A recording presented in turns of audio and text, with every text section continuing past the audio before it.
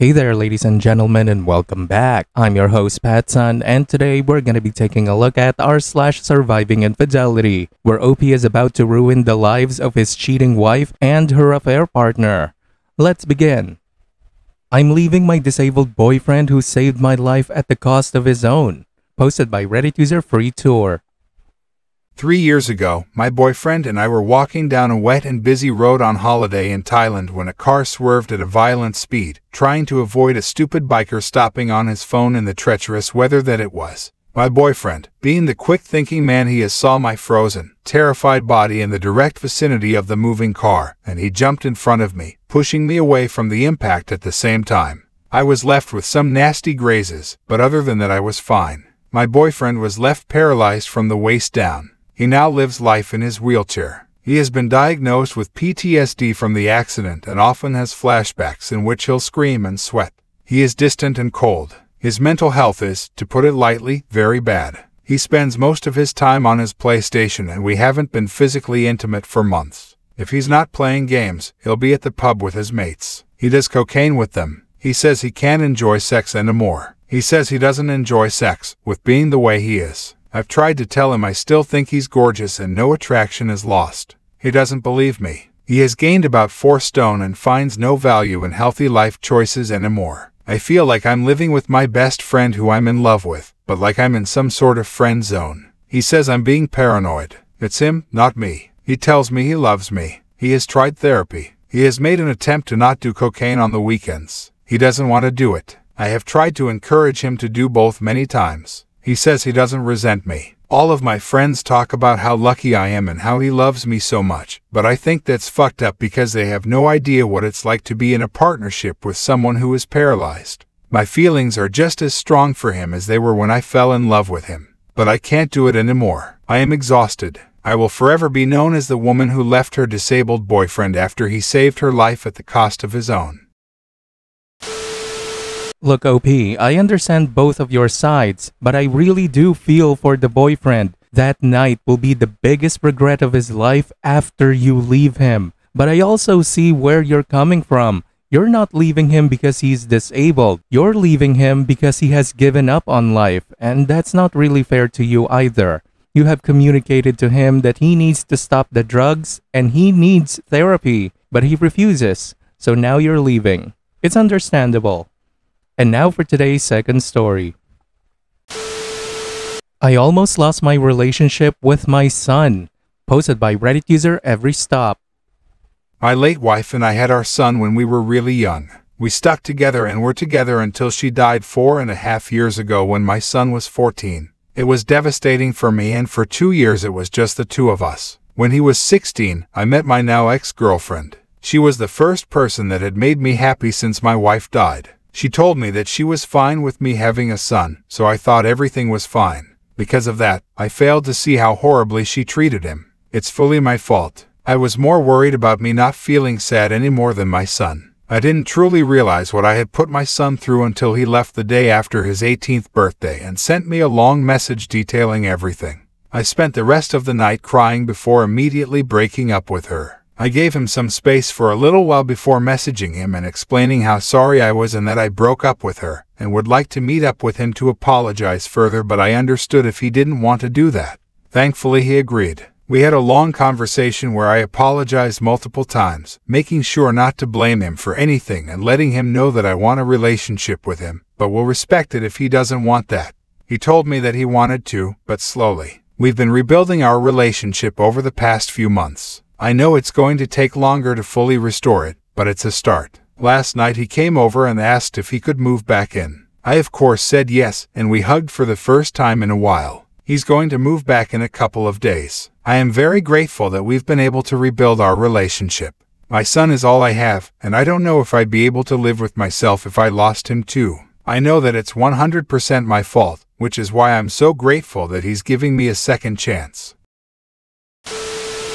After reading post after post after post of parents caring more about themselves and their affair partners rather than their own children, it's a breath of fresh air to see what you did to be a real good father. You have restored a tiny bit of my faith in humanity, OP.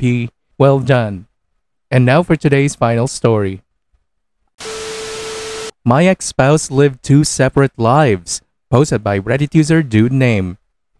A life with me, a shared home and a dog, the other as an adult content performer. My spouse of over 7 years was with someone they were seeing before we got together. They never stopped seeing each other during our entire relationship or stopped enjoying their lifestyles of swinging, group sex, and everything in between, below and on top. They also filmed their numerous encounters with themselves and multiple partners and share their content to the many online adult sites and platforms that are available. After I found out about their secret life, I kept their infidelity to myself as I prepared my future without my spouse in it.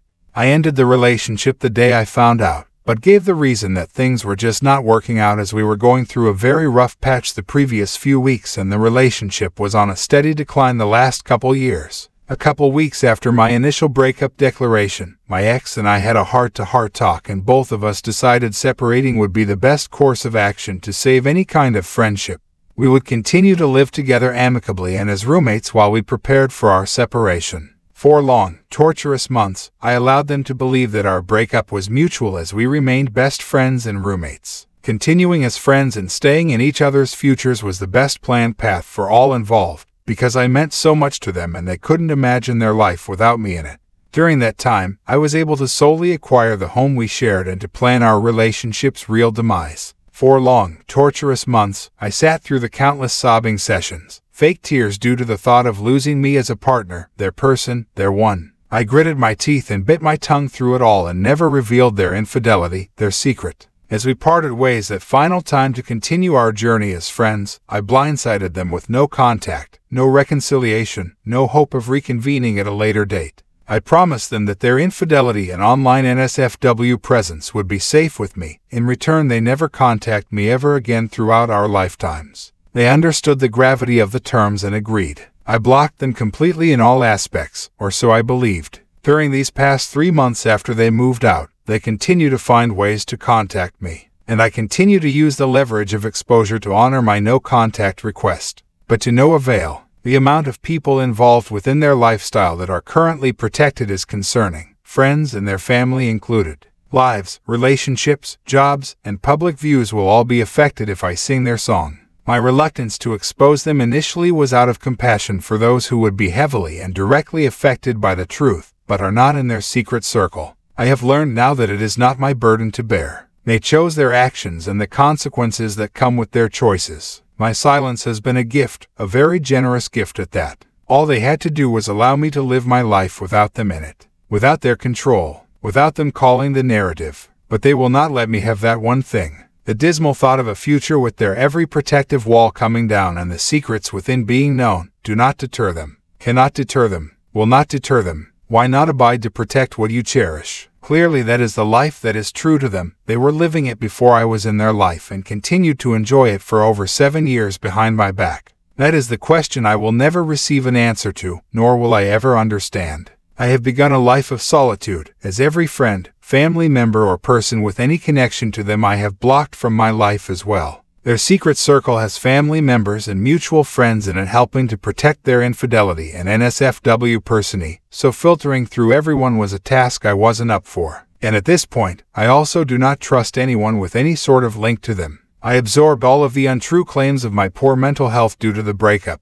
the hurt that I am projecting, the revenge that I seek to explain away my actions of no contact. I am in the wrong. I am the one at fault. They know that it is all untrue, yet they persist. All they needed to do was walk away. We both had the chance to move on, in silence, in anonymity, forever, but they would not let me have that one simple request. My kindness and reluctance have now reached their ends. I am prepared to sing their song. Expose their dirty, disgusting asses, OP. They broke their promise and stepped out of the deal, so you have every right to break yours and expose them. You should have done so from the very beginning, but you decided to be nice, so now they're just walking all over you and won't let you move on peacefully. Expose them and scorch the damn earth, and I'll be looking out for the next installment of your story. Viewer support is the best way for me to remain independent and continue bringing you these daily videos, which will always be here on my channels for you to watch absolutely free. So please consider subscribing to me on Rumble and on YouTube. Both will be linked in the description box down below. Thanks for listening, everyone. If you even somewhat enjoyed today's story, make sure to give this video a thumbs up, and if you really like it, consider subscribing to PattSun to never miss a future upload. Stay strong.